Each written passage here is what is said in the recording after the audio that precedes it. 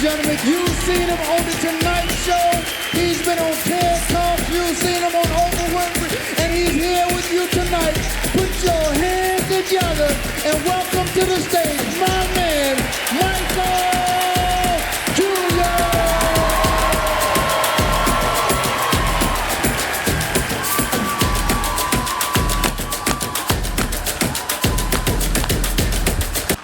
Yo, that is awesome. Thank you so much. We're going to have a blast. That is so awesome. I'm excited that I am not related to Rhonda.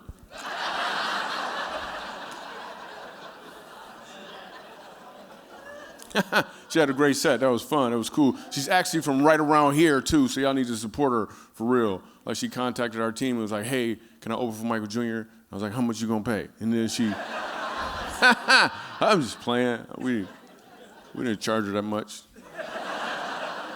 But that was a great set, some really good jokes. I'm excited. We're going to have some fun. Normally, I open up for me. I do. Normally, it's just me, and I do a couple jokes and talk to people and stuff, but Rhonda, she did great. That was awesome, man. So, wow, we did it. We're here. Yeah, we're here. We're going to have some fun. So excited. So listen, we're going to go for a very interesting ride because I've had some time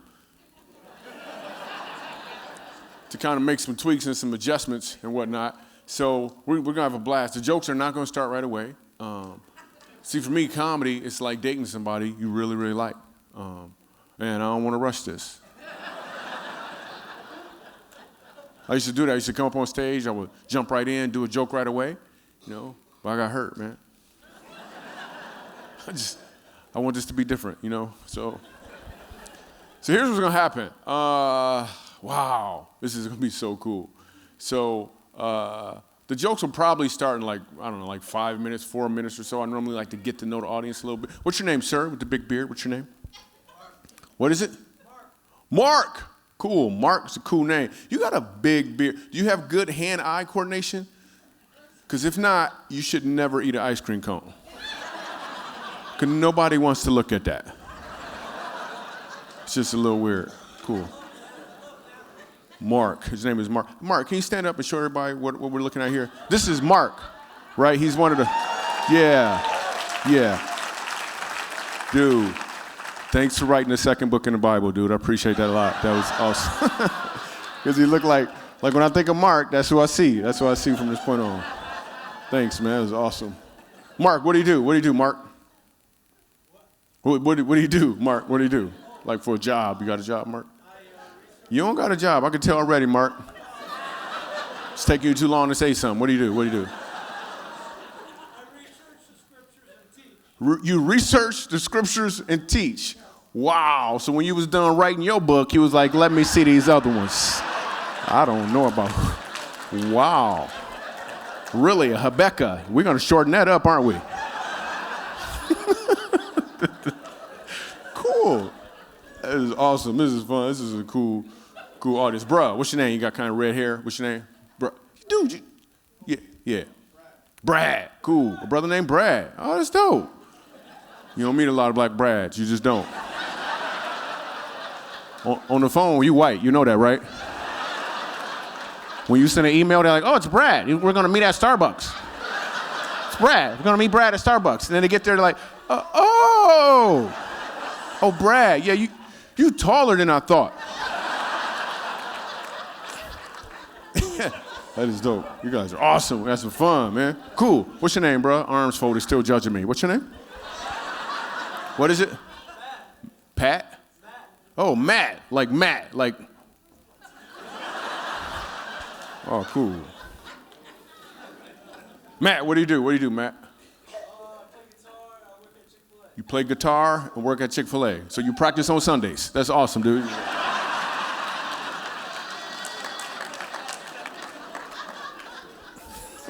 It's a good day to practice on Sundays, right? 'Cause I actually play up here on Sunday. oh, you play here on Sundays. Well, that works perfect. Wow. That's dope, man. Who's the drummer here? Because apparently he got bad breath. Like this, like the whole thing is encased in. They're like, wow, the drummer's really, unless this is also an aquarium. I'm not sure why that. I was just playing. This is great. Got some fun, man. This is great, man. I got white fans in the room. You're on the ceiling. You see the white fans? It's great, man. It's awesome. Are you explaining that joke right now up there? I just saw you. She's like, it's a white fan up there. It's a white fan. It's spinning. It's a white fan. He ain't talking about the people. Beautiful. This is a beautiful couple right here. What's your name? She's cute. She got dimples. I love dimples on women. That is so cute, man. Only in the front. Just want to say that. Only in the front.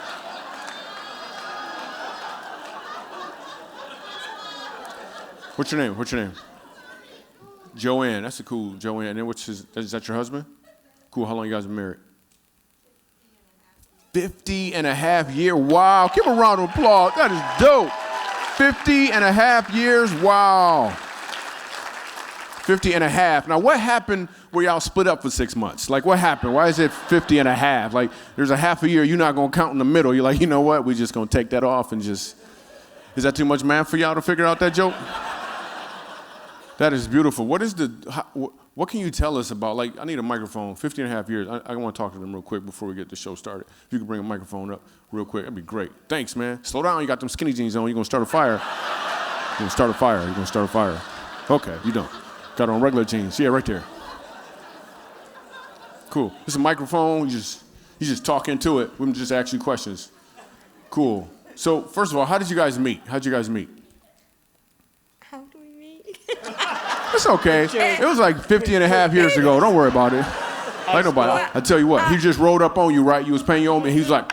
No, I was friends with this lady here, who is his sister. You were friends with his sister, who's behind you. Yes. And then what happened? Like, what happened? Do you remember how he rolled up on you? You remember how he approached you? Playing basketball. We used to go out with a youth group. We're very... Are you going to try to make it spiritual? No. We were hanging out with the youth group, and we were reading Bible. We were hanging out with Mark. Mark was there. He had just written a poem, and I was like, oh, that's pretty good. Keep working on it. Cool. Do you remember how he proposed? Do you remember how he proposed to you?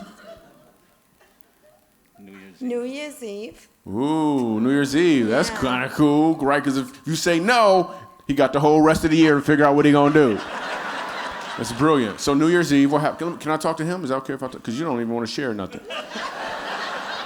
How'd you propose to her, man? I said, would you marry me? I tried to be original. That was brilliant. You had like 11 seconds until midnight. You was like, you need to hurry up. You gonna marry me? That is so romantic, man, and it worked. 54, so all of these dudes these days doing all this elaborate stuff. He was like, yo, you want to marry me? Yeah. And then it worked. Give him a round of applause, man. 54 years, that is beautiful. 50 and a half years. All right, so here's what's gonna happen. So I wrote a book called Funny How Life Works, right?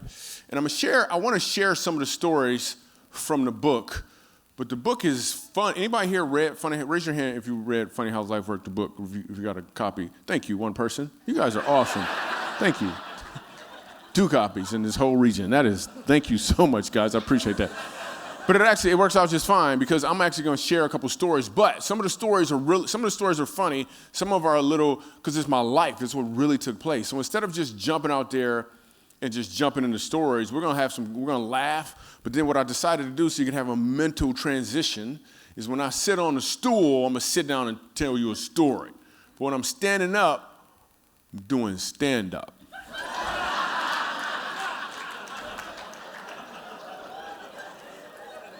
So it should be an easy transition. So let's get started, man. Let me tell you what I've learned since the pandemic started. First of all, found out I'm not essential.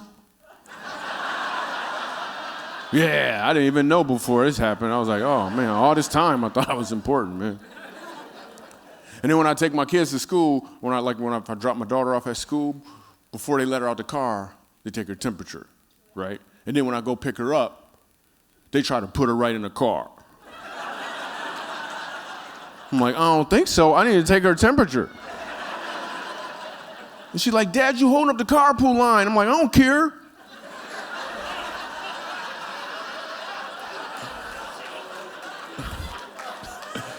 There's some people under 20 who have no idea what I'm doing right now. They're just like, what is wrong with him? She all mad, upset. Dad, hurry up. I'm like, there's two ways we could do this.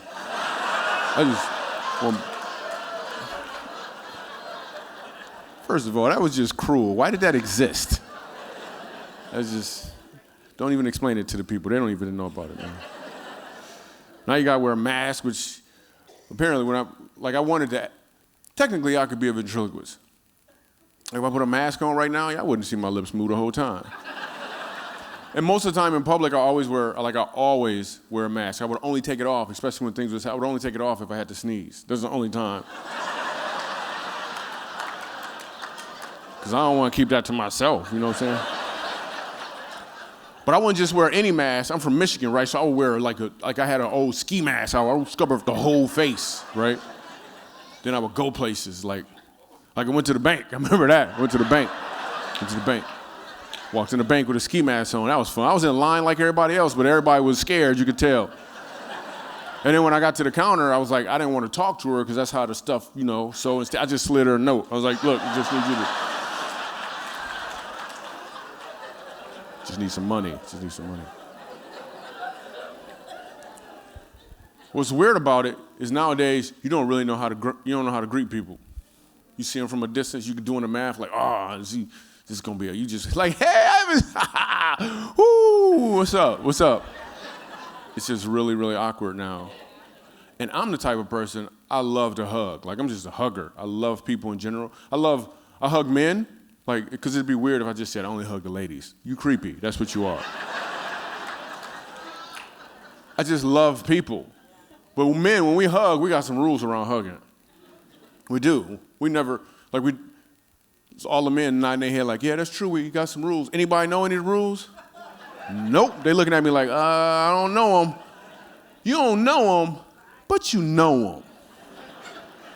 Like, you don't know what they are. They're not written down anywhere, but you just kind of know what they are. And I'm going to share with the ladies and even the fellas in here who don't know, but you kind of know. Instinctively, you know. All right, here's the first rule. Rule number 1 is the hug can only last 1.4 seconds. And you know the hug is over because rule number 2, what happens? You hug, tap out. Tap, tap, release. And nobody taught you to tap out. You just know you're supposed to tap out. Every single time. Tap, tap, release. Fellas, you ever tap out and they don't release?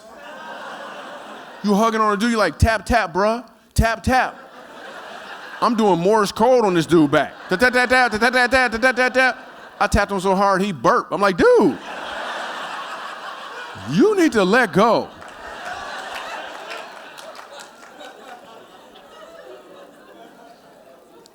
Another rule we have is left hand under, right hand over, tap out, release. Left hand under, hold on. Hey, how you guys doing? Thanks for coming to the show. Thanks, I appreciate you being here, man. Thank you so much. Guess I'm supposed to start over because y'all just got here? Yeah. It's great.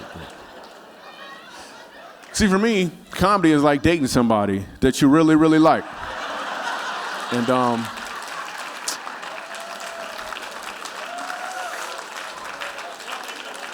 cool. What you missed? They've been married for 54 years. Dude who wrote the Bible is behind you. And he looking for a girlfriend for the most part. So that's what you missed. That's kind of what you missed. So let's go back to rule number 2. Rule number 2 for hugging, because man, there's some stuff we never talk about it, you don't know it, but you know this is a rule right here, right? First, third rule technically is left hand under, right hand over, tap out, release.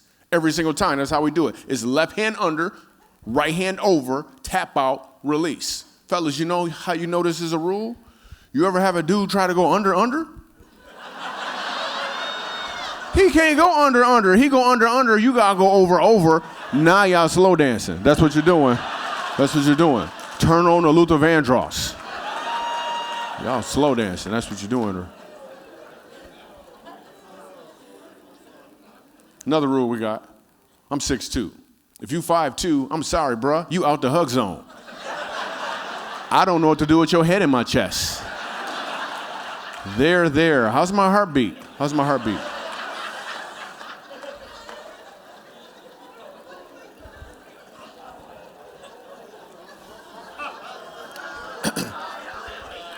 Hey, so I think it's chapter 9 in my book, right? I have a friend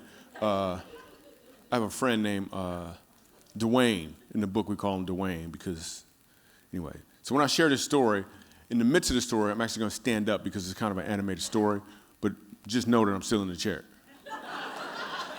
So Dwayne is an awesome dude, right? We grew up together since we were probably 7 years old. People thought we were twins. We would always be together. We always hung out. And we would always compete. I'm talking about from 7 years old all the way up. In junior high, we would compete. We used to arm wrestle in junior high. And we'd be sitting there arm wrestling as hard as we could, and neither one of us could beat the other one. We'd be arm wrestling for like 30 minutes, and we only stopped because all the girls was done walking by. It was like, this is dumb, and we'd just stop. Now, the only difference between me and Dwayne, two main differences looking back at it, was I played high school sports, and then I had my dad in my life. He was just like a thug, and his dad, he had never met his dad before, right? So those were the two main differences. So we would compete all the time. In high school, I played sports, right? I played football, I played safety, and I played receiver. I was crazy fast. All of a sudden, after puberty, I got really, really fast, and I was like, man, this is dope. I played football, but I was like third string. Something about when they throw the ball at you, you got to hold on to it or something. I don't know, whatever. That's not the point. I need you to stay focused.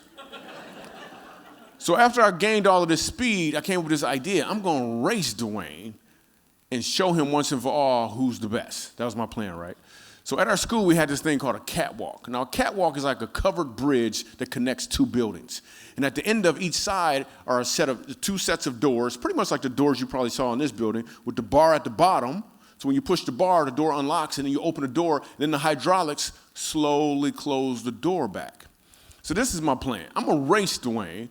But my plan is this. I'm not just going to race him. We're going to run, and about halfway through, I'm going to kick in all the gears.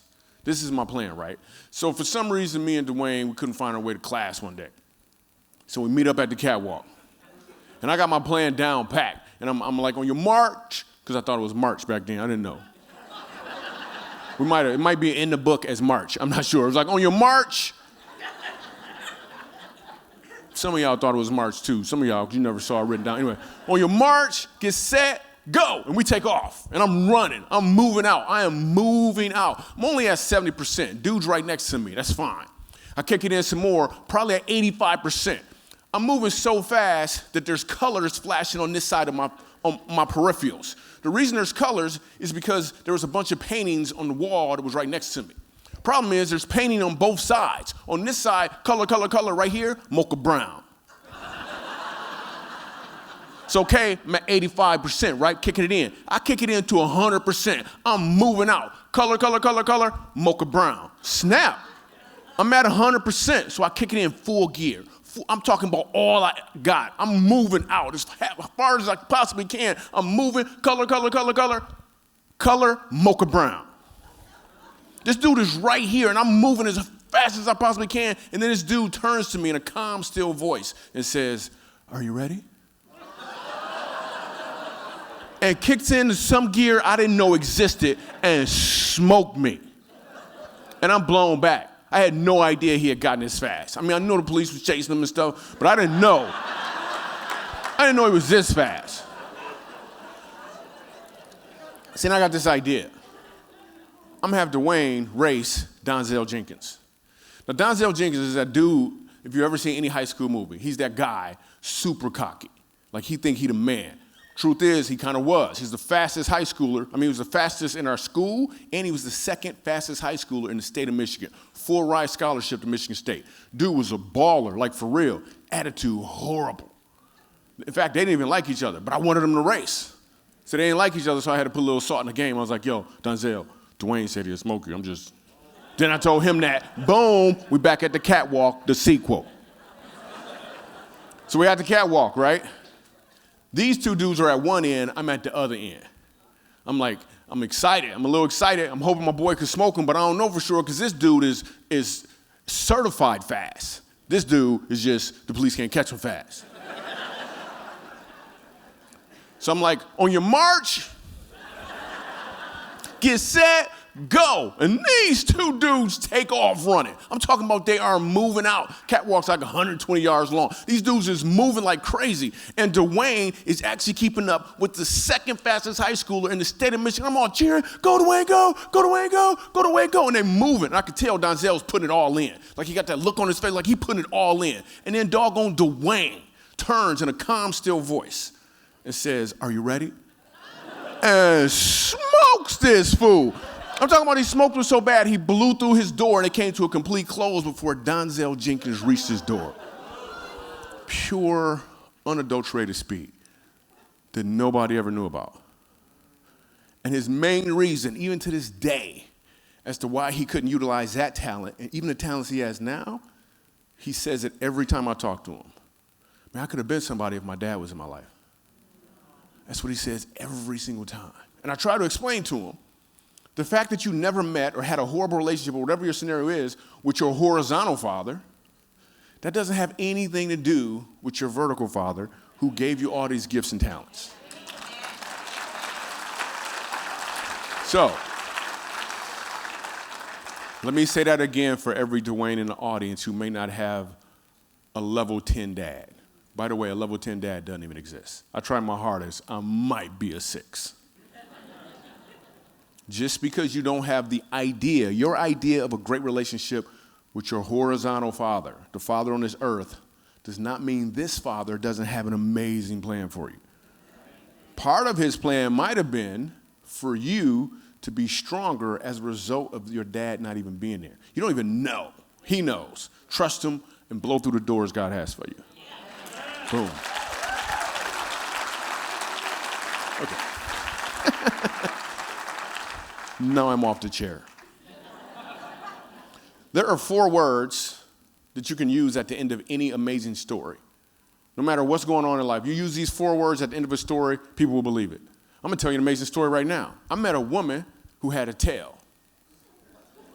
For real, an actual woman had a tail. I was at Walmart. Did you see what just happened? He was like, no, she had a tail, no. I was at Walmart. Oh, yeah, I know her. Yeah. Why didn't you say that? Why didn't you say Walmart before?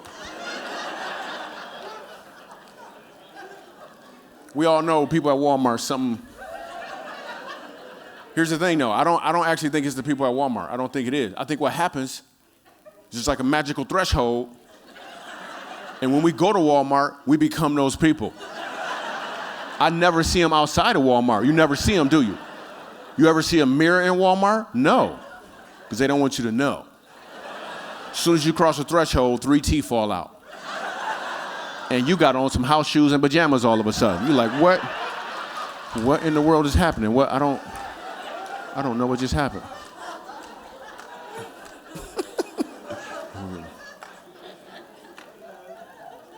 I got a Muslim friend who does comedy too. Great dude, hilarious, really funny. We're at the airport, he mad because TSA stopped him. He's like, they're doing this because I'm Muslim. I'm like, dude, you got on a shirt to say I'm the bomb. Maybe that's why. Maybe, that could be it. I don't know for sure. Maybe that's it. Like, I was gonna check you. I'm glad they stopped you. And we boys.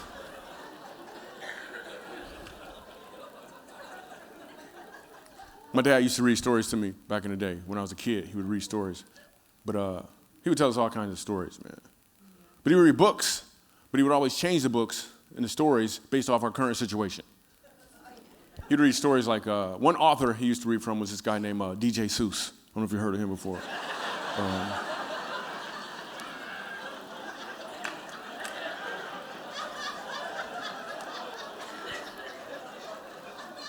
One book was The Cat and the Rat. I remember that book, The Cat and the Rat. Green Eggs and Spam. That was a good one. There's a different author who wrote a book. It was called Winnie Was Poe. Yeah. Winnie Was Poe. My favorite line in that book was "Ticker, please." That was my favorite line. In the cool. White people don't know what to do right now. They're like, I don't know if I can enjoy that one. I don't know. I want to, but I'm not sure. I gotta check with Jamal. That's a no.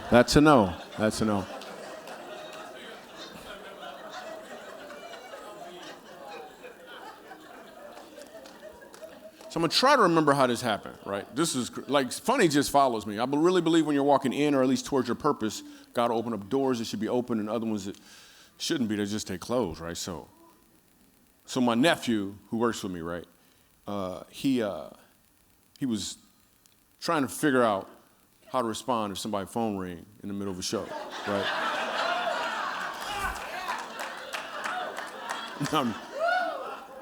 He was trying to decide, because the dude is super talented. I mean, legit talent, right? And he also feels a call of God on his life. So he was like, man, I don't know for sure if I should be like a hip-hop artist or like a pastor.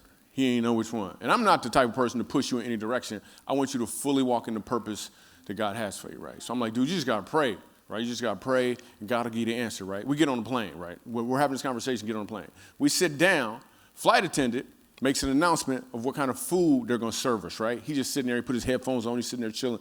They said they're going to give us some, we could get like a chicken wrap, or we can get a, what was the other? Oh, or a cheese platter, one of those two, right?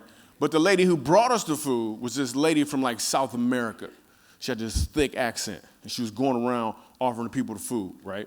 She gets to my nephew, he pulls off his earphones, he's like, huh? And she was like, do you want Jesus or you want rap?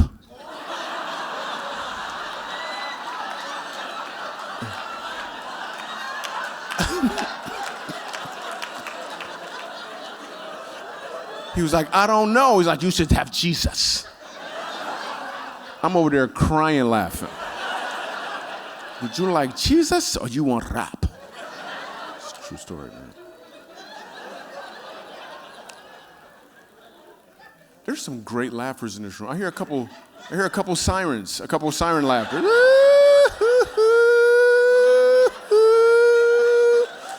a couple sirens in here, a couple sirens. It's always most of the time it's a woman who does a siren, and then it always ends with a fan.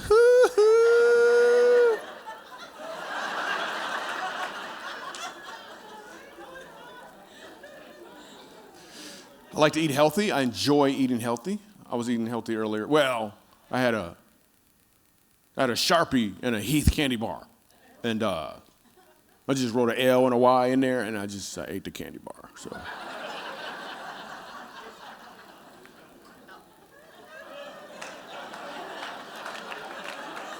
You guys don't spell that much, I guess, around here. You just.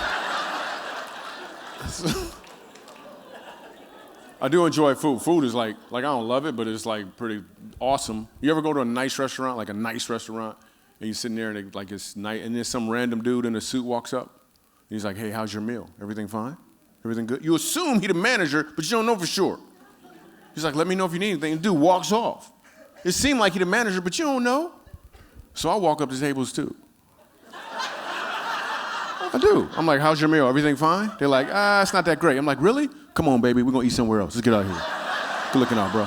Appreciate it.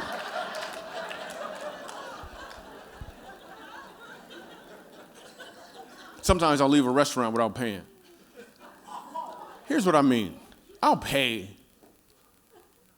But I'll come back in like a week and pay.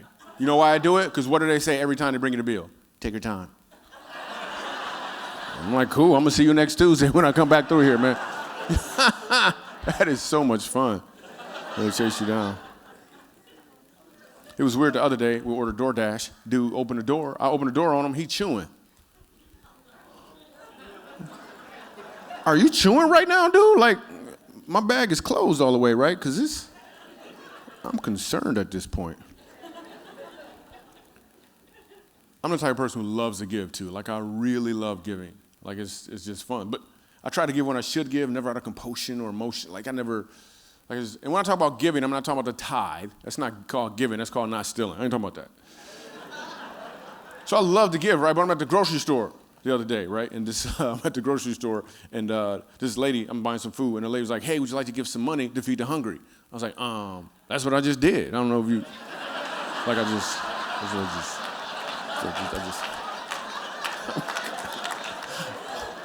I am currently hungry. Thank you so much for knowing that I was hungry. I had a homeless dude ask me, hey, can you give me $3 for a sandwich? I was like, I'm not hungry, but what kind of sandwich is it, bro? Like,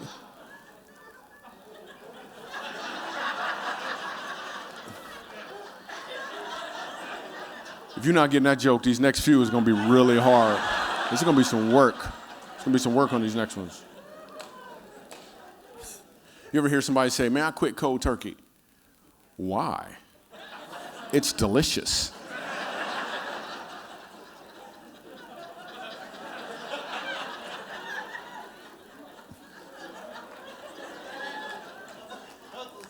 Some of these jokes will kind of make you think a little bit.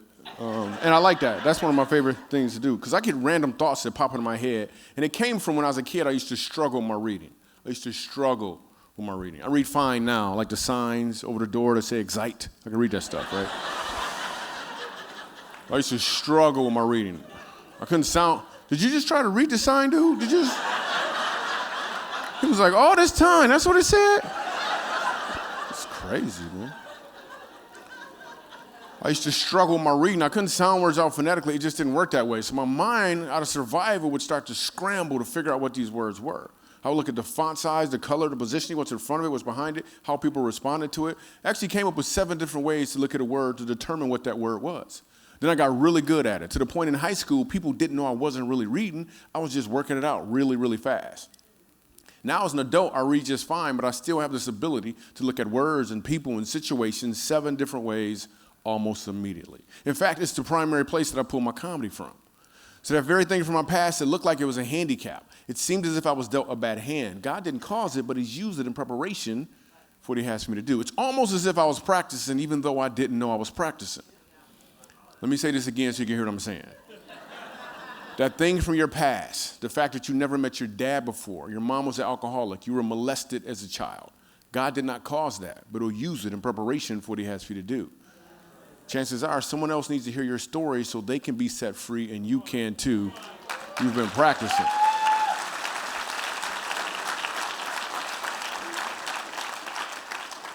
So you don't want to keep that practice to yourself. Number 1, it's not good for your health. Number 2, somebody else needs to hear about it because they think they're the only one. And they're not. Like God put us in community for a reason. So as a result of my practice, I find funny everywhere. Like it just shows up. I'm at the airport. Cool little white kid walks up to me, asks for an autograph. I was like, cool, buddy, what's your name? He said, I'm Tanner. I was like, no, you're not.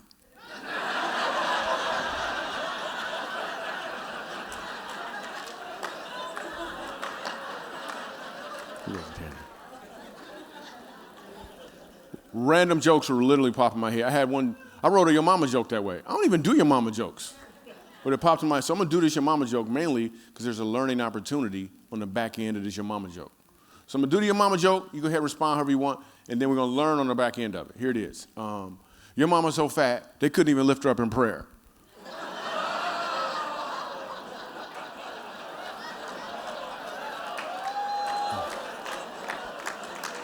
That's about the response I was expecting. So let me explain to you guys what just happened. So some of you guys, if you notice, laugh, which is the right response. But some of y'all went, ah. Let me explain to you where you went wrong. When you hear your mama joke, you're under the impression that somebody's talking about your mama. It's not your mama. It's a random mama that nobody knows. Nobody's ever met her before. She probably don't even got kids. It's just a random mama. But instead of you enjoying a joke, you're going, no, stop it. She's trying to lose weight. Stop it. It's a random mama.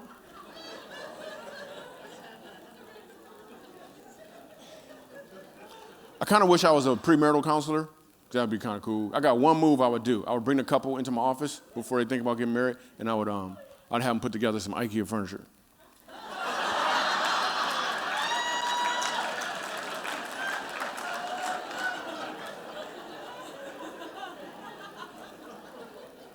Hey, my man in the back, what's your name, bro? You got here like 92 seconds ago. What's your name? What's your name? Yeah. What's your name? Your name is Swas? Oh, he spelt it. How did he spell it? Oh, R-O-E-S. That didn't help at all. R-O-E-S.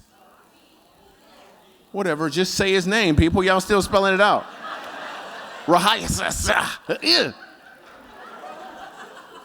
Hey, well, I'm glad you made it out, man.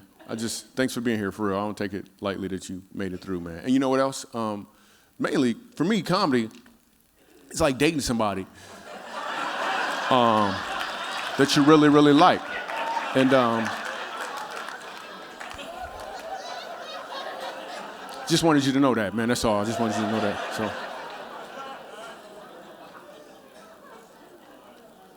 hey, so here's what's gonna happen. So, man, this is gonna be so much fun. This is gonna be a blast. So, I have some. I'm not gonna do this till the second half, but I have some new jokes that I'm working on. I'm gonna pull out my. We're gonna do an intermission in a little while, but I have new jokes that are on my phone that I've been writing a bunch of jokes, right? But they're new, and I haven't tested them. But on the second half of the show, I'm gonna test the jokes out because. But I'm not gonna do it right now. I'm just letting you know what's gonna happen in a second. So I'm super excited about that. And then I'm gonna share this. What's your name, ma'am? Pretty lady right in front. What's your name? Cynthia. It's a cool name. Her name travels. It does. You can be a white Cynthia or a black Cynthia. It's a beautiful name. Some names travel, some names don't travel. A name that doesn't travel. Anybody know Black Becky? No, you don't. No, you don't. Anybody know a white Shaquifa? Cynthia travels. It's a beautiful name, too. Do you know what your name means, Cynthia? You know what your name means? It means loved by the Lord. Yes. Far as I know. Yeah, far as But I can tell you that you are loved by the Lord, so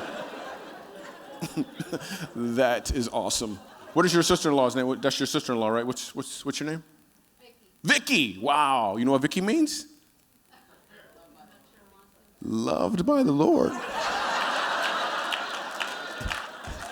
No, Victoria means to be victorious, right? It's like to be triumphant, right? And when you're triumphant, or even if you're not, you're still loved by the Lord. Ooh. I'm gonna do that all the time. Oh, that's a beautiful name. What does it mean? I don't know. I actually know. It means loved by the Lord. There is another name that means, could you please be on time? It's spelled R. Oh. I'm just playing. His name means I'm almost there. I mean, I'm almost there. That's what it means. I'm almost there.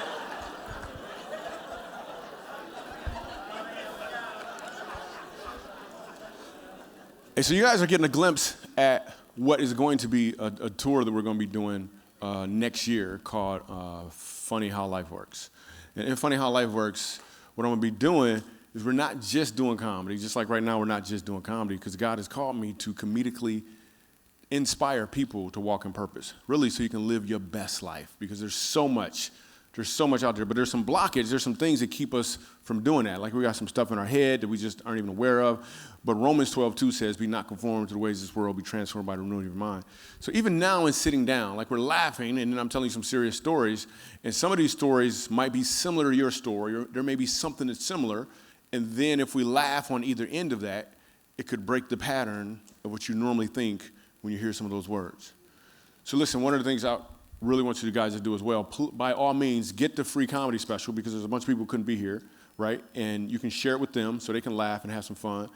Maybe break some patterns up as well. But also, when you do that, you'll send in your email address, and then I can connect with you because I'm looking to constantly and consistently send people funny, as well as I want to send you some understanding, some inspiration, some really cool stuff that we have.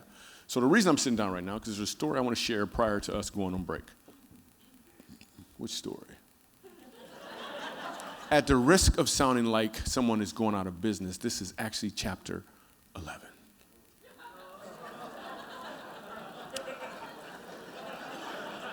So the name of this story is called Out of Gas. So I used to live in New York City for about 6 months. I lived in Brooklyn. It's very expensive. Had to move, paid $750 a month for a couch. That's it. My whole apartment was just a couch. There's some other people was living there too, but it was just, I had the couch. That was my area. And when I lived there, my address, and there's another story that I'll tell probably the second half that will connect all of this stuff. My address was 1997 Lumina Drive. And I drove a 1997 Lumina.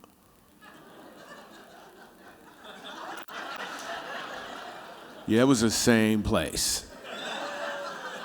Yeah, I was living in my car, for those who can't pay attention. People were like, wow, what a coincidence. Look at the Lord.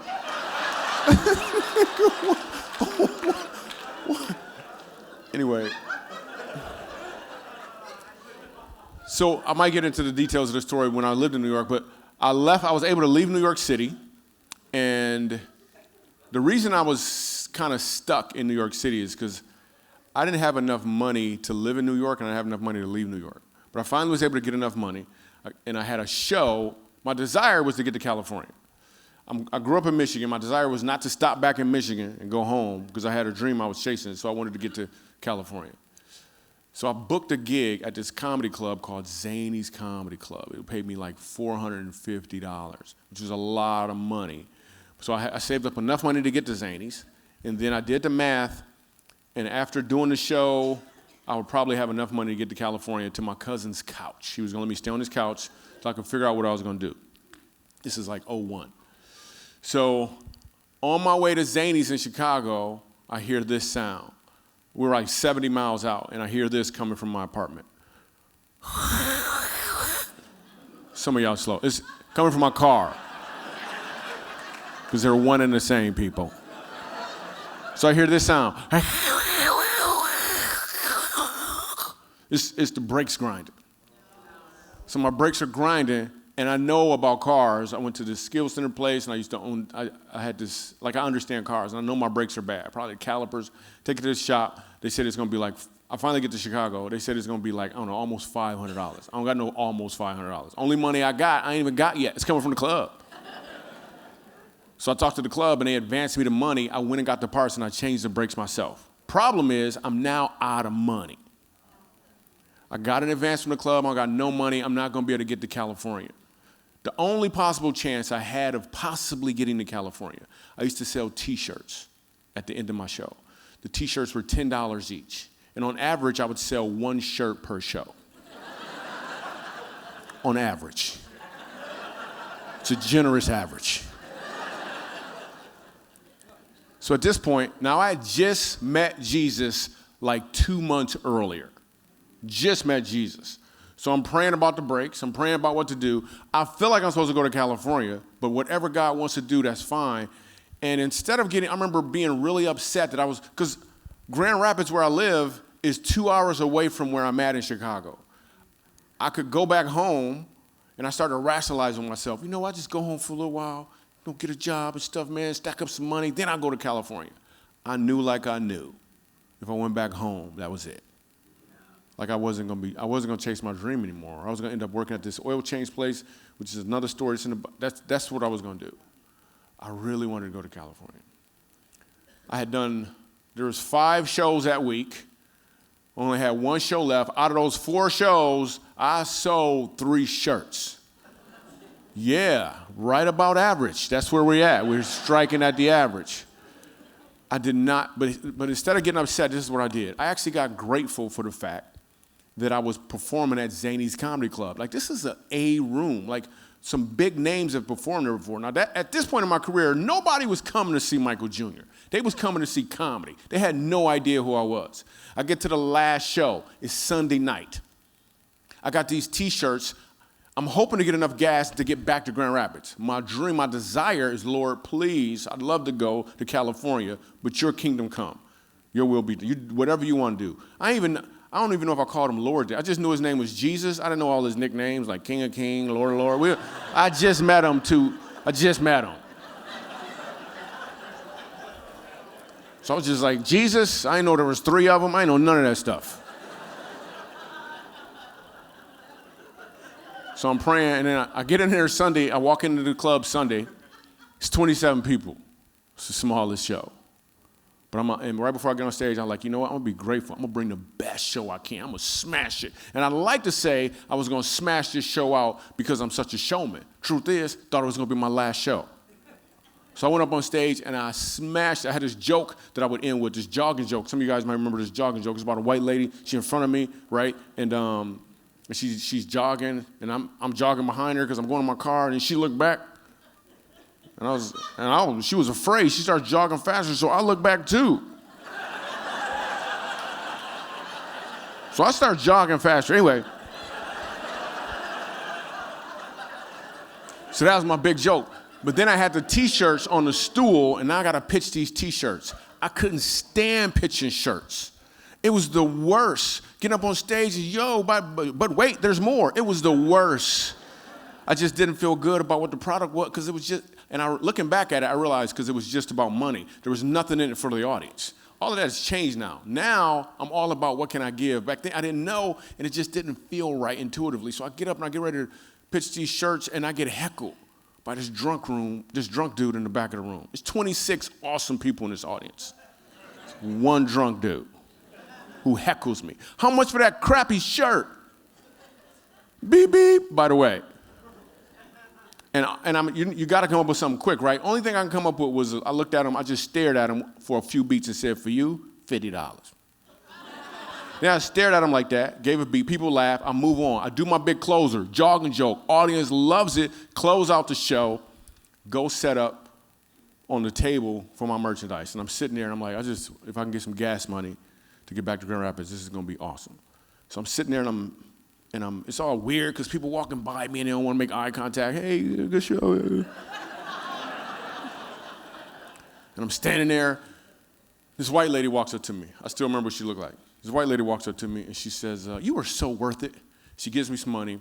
She grabs a shirt, right? And I'm like, cool, but she gave me too much money. Got to find a waitress to get change. I turn back around. This lady's gone. Now I got to find her to give her change. This is a $50 bill. I need to find her. When I get ready to leave, another couple walks up and says, hey, we like 2 shirts. And they bought 2 shirts and gave me $100. Wow. Then another dude walked up and bought a shirt for $100. I sold 13 shirts for $50 each.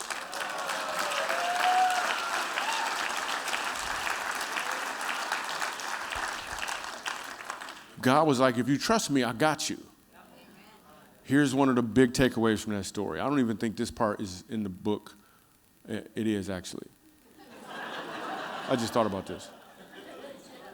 God will use your hecklers to get you to where he wants you to be.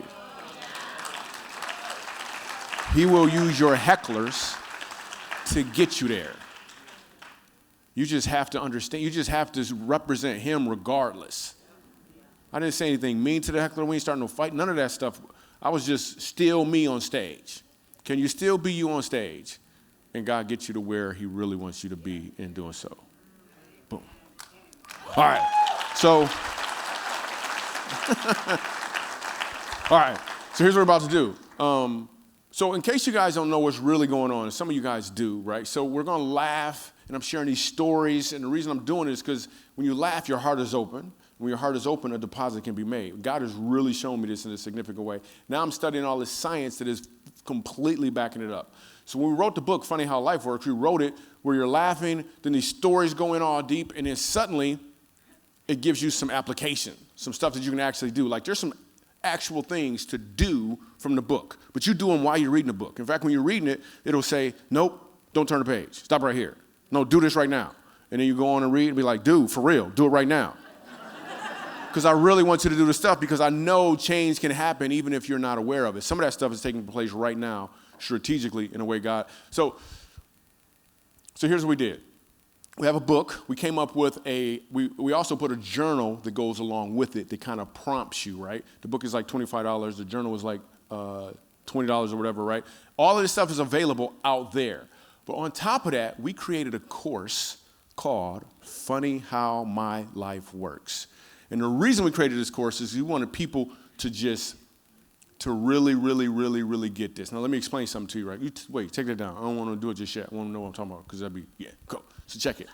So imagine, right, just so you can get a feel for how this works, I need to do with the ball here. What's your name again? Jim. Cool. People always talk about going to you. Do they show up? Okay. All right. Focus, people. I'm in the middle of something. So, Jim, how tall are you? 6 foot. Okay. Jim, let's say when you was in the, I want to explain to you guys how this works. How whenever you laugh, you retain more information. Okay. So, Jim, let's say when you was in the 5th grade, no, let's just say the 4th grade, you got in a fight. You got beat up, right? It was a 2nd grader, right? Her name was Teresa, right? Her name was Teresa, which means loved by God. That don't matter now, right? So you're in the 4th grade, she in the 2nd grade, and she lit you up, and she beat you down. And the only thing you remember about Teresa is she had a cricket too. But she beat you down, right? She beat you up. You don't even, now you're a grown man. Let's say you up to 30 years old. You don't even remember the fight. But your brain, what your brain will do, it will look for anything that is most unique so it can keep you from that scenario again. So the next time you see, the brain will find whatever's unique and say, the next time I see this, no, I need to back up. Now you're a grown man. Let's say you're 35 years old, right? You meet somebody, and you think she could be the one. Online, everything's fine, you talk to her on the phone. Then you meet her face to face, and you're like, oh, it's finally her. She smiled, she got the same teeth.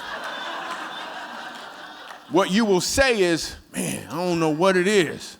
Something about her, I just can't put my finger on it. Here's what happened. Is because in the midst of you getting beat down by Teresa, that was an emotional response. So it left a fingerprint on your heart to be prepared in case you see that again. What we've done with this course is we added laughter to you learning about your purpose. So it will put an imprint on your heart, so when you see this information even after the course, so you'll find more information about your purpose that's not even in the course, because you'll be associated with it as pleasure. There's 2 reasons you do anything in life, only 2. To avoid pain or to gain pleasure, period.